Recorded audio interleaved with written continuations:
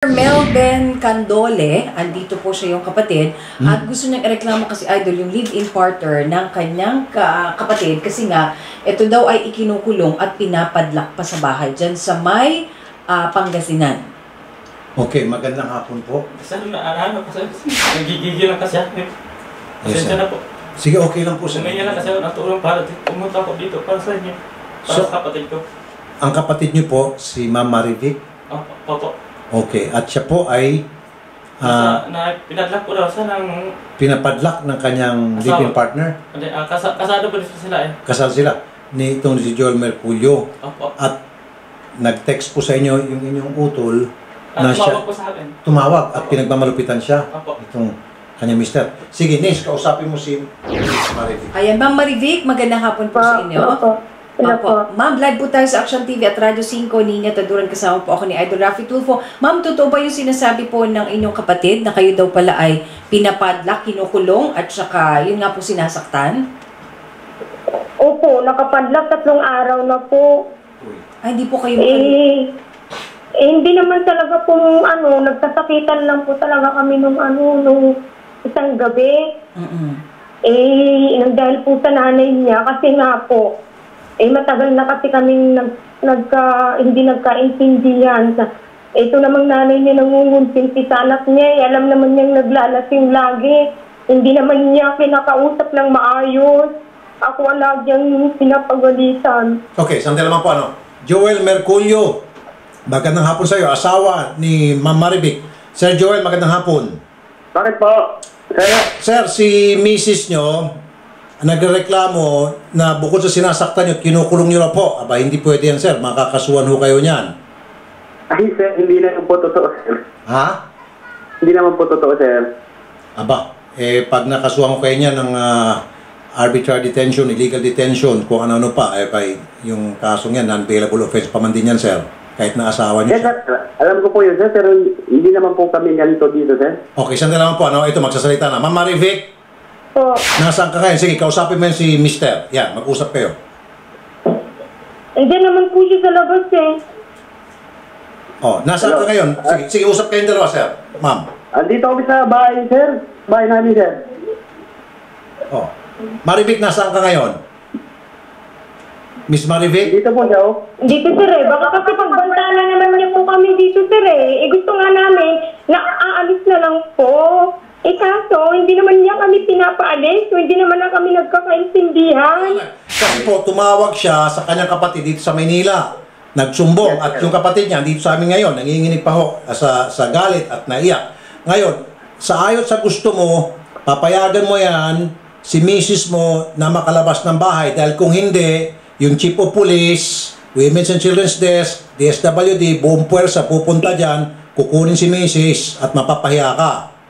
Mamili ka, alin sa dalawa ang gagawin mo? Hindi po ako kahit na Sa maayos na usapan o sa usapang paspasan?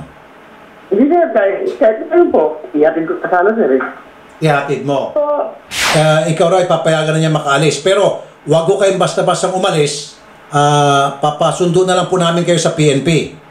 Opo, at saka gusto ko rin po makasama yung anak ko kasi sabi pa nga niya kahit anong mangyari, hindi niya ibibigay yung bata. Hindi po. Ilang taon po yung mga anak niyo, ma'am? Isa lang po, 2 taon, naka-breastfeed ko sa akin. Naka ano po? Naka-breastfeed pa. Hindi pwedeng mawala sa inyo yan, ma'am. Hindi pwede. Oo, sa inyo talaga. Sandali lamang po, ma'am. Captain Rolando Bruan, Chief of Police ng Dasol, Pangasinan. Cap, magandang hapon. Ganon din po sa inyo, sir. Magandang hapon din po. Opo, Cap, papuntahan niyo na po ng inyong matawan yung bahay po ni Ma'am Marivic Candole at pakisundo na po siya. Opo, yun ang gagawin po natin, sir. Okay. So, sir, monitor po namin ang pagpunta nyo. After an hour, less than an hour, tatawag po kami ulit sa inyo para masiguro na si Ma'am ay nasundo nyo na at dadalhin nyo po siya sa DSWD. Tama, sir? Actually po, isasama ko yung DSWD na para kasama natin. Ay, very good. Palakpakan mo si sir. DSWD sasama nyo. Opo, opo. At saka yung barangay, sir. Dadaanan kayo sa barangay. Actually, nakontak ko na yung kapitan kanina bago kayo Opo. pinag-usapan na namin to. Wala naman siyang natatanggap na report, kaya Opo. daanan ko na rin si kapitan. Yeah, very good, sir. Kasama po kami. Tama, sir. Para sa protection nyo na rin yan. Para hindi ko kayo Opo, opo. mapagbintangan. At kung, Opo, opo. di ba, kung ano pa. Sige po, Kapa. 1 hour from now, tatawag ulit kami. Ano, sir? Okay po, sige po, sir. Magandang hapon po ka. Kuha tayo ng update kay Captain Rolando Bruan. Ay, Captain, kumusta na po, sir? Actually, nandito na kami sa bahay nung mag-live-in. Kasama ko yung kapitan dito. Okay. Kapitan Kinisio. Okay. At saka yung DSW natin, pinag-uusap kami sila. Ano Okay. yung nararapat na gawin natin dito. At, Captain. opo, sir. Opo, pwede makausap si Marivic o yung MSWD? Opo, ibibigay ko kay Maribik sandali po. Ano po? Kay Marivic, opo. Sige. Maribik si Idol. Yan, si Marivic para... Hello po? Ma'am Marivic, so andyan na po pala yung PNP at saka MSWD. Napakabilis yung kanilang aksyon. Ano po? Opo. Uuwi po kami. Ayun. Yun. Magpapatid na lang po siguro kami dyan sa sakyan. Opo. Magpapasalamat tayo niyo sa ating Oo, PNP. Salamat tayo. At Ang sa bilis po. MSWD, okay? Papakiusapan po natin yung MSWD na doon muna siya pipirmi pansamantala habang kayo ay papunta na doon para sunduin siya. Pangit naman ho kung sunduin mo sa mga bus stop, bus station, hindi ho safe. Pinaka-safe ho, doon mo siya susunduin sa MSWD. Bibigyan kita ng pamasahe. Ay, maraming salamat po, sir. Okay? Pamasahe sa'yo papunta roon at yung pauwi ng Cagayan de Oro, tutulong po tayo. Yan, sold na. Oo. At pinapuntahan natin sa butihing chief of police nila na si Captain Rolando Bruan. At tinulad ng usapan natin kahapon, susundin mo siya sa Pampanga. Opo, At doon mo ka talaga siya sinundo. Opo, sir. Nandun ko po sa sinundot ako. Okay. Opo. Ngayon, happy Salamat po. At hindi lang po nagtatapos yan yung tulong namin kasi gusto niyo po makauwi na lang sa Cagayan de Oro, sa CDO. Sige, papamamasaya namin kayo. Maraming salamat po, Idol.